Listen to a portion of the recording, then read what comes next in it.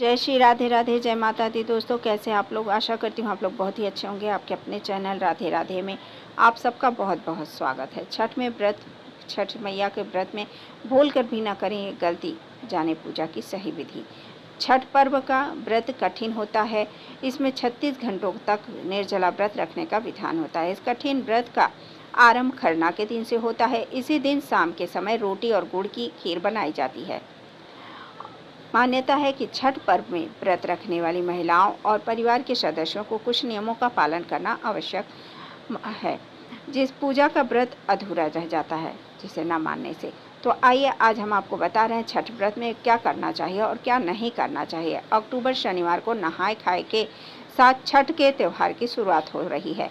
वहीं 26 अक्टूबर को खरना के दिन से ही महिलाओं का व्रत शुरू हो जाता है, जिसमें 36 घंटों तक निर्जला व्रत रखने का विधान होता है। उगते हुए सूर्य को अर्घ्य देने के बाद इसका पारण किया जाता है। इस व्रत के दौरान कुछ खास बातों और नियमों का ख्याल रखना चाहिए। महत्वपूर्ण होता है, जाने अनजाने में हुई गलती से व्रत और पूजा अधूरी रह जाती है। ऐसे में खरना के दिन से ही व्रती महिलाओं को कुछ विशेष बातों का ध्यान रखना चाहिए। तो आइए हम आपको विस्तार से बता रहे हैं कि छठी पूजन में क्या करें और क्या ना करें। त्योहार में साफ सफाई और पवित्रता का विशेष रूप से ख्याल रखना चाहिए। ऐसे में व्रत के दौरान घर, मंदिर, रसोई घर में बिल्कुल भी गंदगी नहीं रखनी चाहिए। साथ ही प्रसाद बनाते समय भी पवित्रता और साफ सफाई का विशेष ख्याल रखना चाहिए।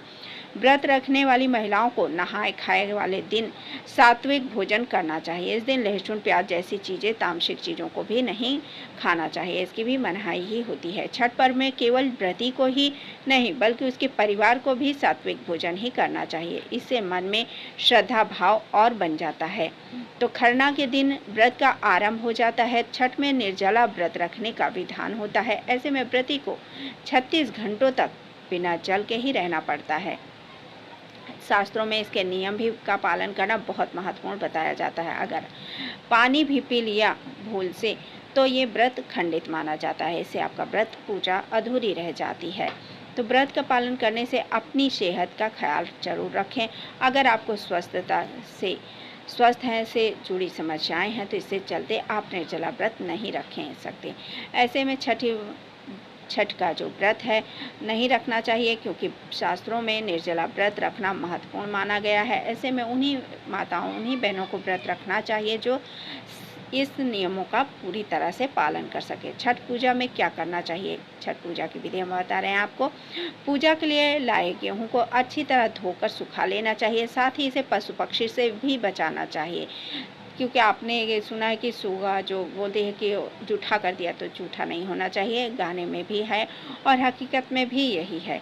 तो ज़रूरी है, क्योंकि छठ के पर्व में पवित्रता का विशेष महत्व होता है। इसी के साथ पूजा के सभी फलों को भी धोकर साफ कर लेना चाहिए। छठ पूजा के दौरान व्रती महिलाओं को चारों दिन स्नान करने के बाद साफ वस्त्र ही धारण करने चाहिए। नारंगी रंग का ही सिंदूर लगाना चाहिए। इस सिंदूर की छठ पर्व में खास महत्वता होती है।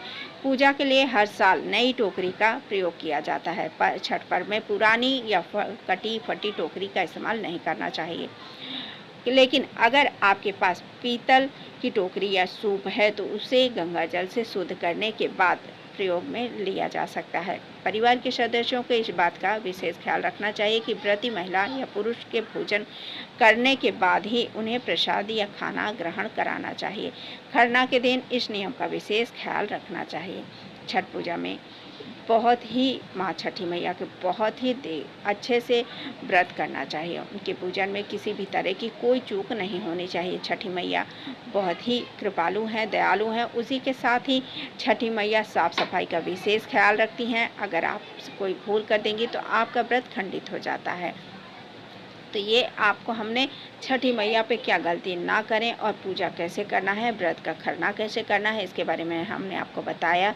अगला वीडियो आपको बहुत जल्दी मिलेगा। अगर वीडियो पसंद आए तो लाइक कीजिए, शेयर कीजिए और सब्सक्राइब कर लीजिए। जय श्री राधे राधे, जय माता दी।